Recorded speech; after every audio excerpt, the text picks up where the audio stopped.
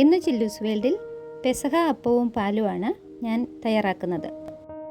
അതിനായിട്ട് ഞാൻ 1/4 ഗ്ലാസ് ഉഴുന്ന് കുതിർത്തി വെച്ചിരുന്നതാണ്. അത് നമുക്ക് അരച്ചെടുക്കാം. ഇപ്പോൾ അരച്ചെടുത്തിട്ടുണ്ട്. അതൊരു പാത്രത്തിലേക്ക് ഒഴിച്ചു കൊടുക്കുക. എന്നിട്ട് ഇതിൻ്റെ കൂടെ പിന്നെ വേണ്ടത് ഒരു 2 അല്ലി വെളുത്തുള്ളി, ഒരു 3-4 ചെറിയുള്ളി, 1 ടീസ്പൂൺ ജീരകമാണ്, ചെറിയ ജീരകം, പിന്നെ കുറച്ച് തേങ്ങയും കൂടെ ചേർത്ത് നമുക്കിതൊന്ന് നന്നായിട്ട് അരയ്ക്കാം.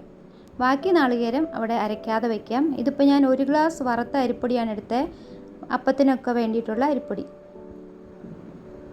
ഇപ്പോൾ 1/4 ഗ്ലാസ് ഉഴുന്ന്, പിന്നെ ഞാനൊരു 2 ഗ്ലാസ് നാളികേരമാണ് ഇതിനെടുക്കുന്നത്. ഇത് പുളിപ്പില്ലാത്ത അപ്പമായതുകൊണ്ട് കുറച്ച് നാളികേരമൊക്കെ കൂടുതൽ ചേർത്താനാണ് അതിനെന്തെങ്കിലും ഒരു ടേസ്റ്റ് വരത്തുള്ളൂ.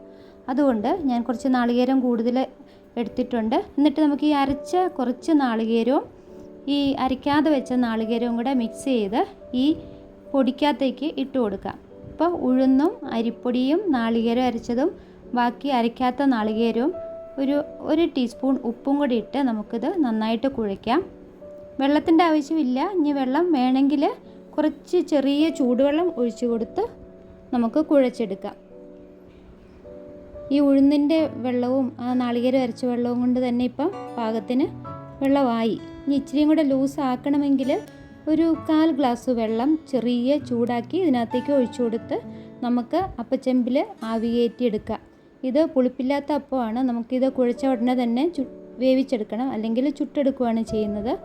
ഇതിപ്പോൾ ഞാൻ അപ്പച്ചെമ്പിൽ വെച്ചിട്ട് ആവി കയറ്റിയെടുക്കുകയാണ്. ഒരു 20-25 മിനിറ്റ് നമുക്ക് ആവി കയറ്റാം. ഇങ്ങനെ സ്പൂൺ കൊണ്ടൊക്കെ നന്നായിട്ട് കുഴച്ചെടുക്കാം. പിന്നെ കൈ കൊണ്ടും ഒന്ന് നന്നായിട്ട് കുഴച്ചതെല്ലാം കൂടി ചേർക്കണം. അപ്പോഴാണ് ഇതിൻ്റെ ടേസ്റ്റ് വരുന്നത്. അപ്പോൾ അപ്പത്തിൻ്റെ മാവ് റെഡിയായി. നമുക്കിനി വേവിക്കാം. അതിനായിട്ട് ഞാൻ ഒരു പാത്രത്തിൽ ഒരു വാഴയില വട്ടത്തിൽ കീറി വെച്ചിട്ടുണ്ട്. അതിൻ്റെ അകത്തേക്ക് നമുക്ക് ഈ കുഴച്ച് വെച്ച അപ്പത്തിൻ്റെ മാവ് വെച്ച് പരത്തി കൊടുക്കാം. ഇതൊത്തിരി ലൂസല്ല, ഇച്ചിരി തിക്കായിട്ടാണ് ഇരിക്കുന്നത്. അപ്പോൾ നമുക്ക് കൈ കൊണ്ട് വെള്ളം തൊട്ടിട്ട് നമുക്ക് പരത്താം, അല്ലെങ്കിൽ ഇങ്ങനെ സ്പൂൺ കൊണ്ട് ഇച്ചിരി കട്ടിയിൽ നമ്മൾ ഈ വട്ടയപ്പം ഉണ്ടാക്കുന്ന പരുവത്തിൽ വേണം ഇത് പുഴുങ്ങിയെടുക്കാനായിട്ട്. ഇങ്ങനെ പരത്തി ഇച്ചിരി കട്ടിയിലാക്കി കൊടുക്കാം. തീരെ കട്ടിയില്ലെങ്കിൽ അത് മുറിക്കുമ്പോൾ ഒരു രസം ഉണ്ടാവത്തില്ല. എന്നിട്ട് ഇതിൻ്റെ മുകളിലോട്ട് നമുക്ക് ഓശാന ഞായറാഴ്ച കിട്ടിയ കുരുത്തോലയുടെ ഒരു പീസ് മുറിച്ച് കുരിശിൻ്റെ രൂപത്തിൽ പ്രാർത്ഥിച്ചിട്ട് വെച്ച് കൊടുക്കണം.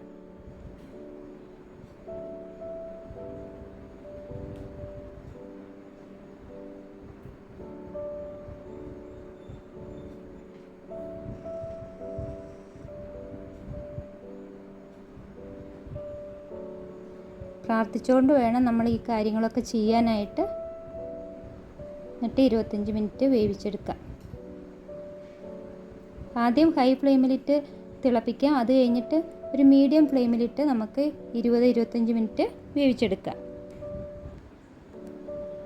അങ്ങനെ കുരിശപ്പം റെഡിയായി കഴിഞ്ഞു. ഇതിനു വേണ്ടിയിട്ടുള്ള പാല് തയ്യാറാക്കാം. ഞാൻ ഒരു നാളികേരം ചിരകി അത് നന്നായിട്ട് ഒരു 4 ഗ്ലാസ് വെള്ളത്തിൽ പിഴിഞ്ഞെടുക്കുകയാണ്. പിഴിഞ്ഞെടുത്തതാണിത്. അതിനകത്തേക്ക് ഒരു 3 കട്ട വെല്ലം നന്നായിട്ട് കഴുകിയിട്ട് ഇട്ട് കൊടുത്ത് നമുക്ക് ഇളക്കി തിളപ്പിച്ചെടുക്കാം. ഇതിൻ്റെ അകത്തും കുരിശോല ഇങ്ങനെ കുരിശിൻ്റെ ആകൃതിയിൽ നമുക്ക് വെച്ച് കൊടുക്കാം. പ്രാർത്ഥിച്ചുകൊണ്ട് വേണം അതിനകത്തേക്ക് വെച്ച് കൊടുക്കാൻ. പിന്നെ ഇതിൻ്റെ കൂടെ കുറച്ച് ചുക്കും കുറച്ച് ജീരകവും ഒരു മണി ഏലക്കായും കൂടെ പൊടിച്ച് ഇതിനകത്തേക്ക് ഇട്ട് കൊടുക്കണം.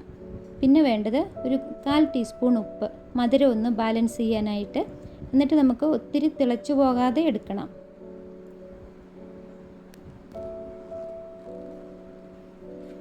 അങ്ങനെ പാലും റെഡിയായി കഴിഞ്ഞു. എല്ലാവർക്കും പെസഹ തിരുനാളിൻ്റെ ആശംസകൾ നേർന്നുകൊള്ളുന്നു.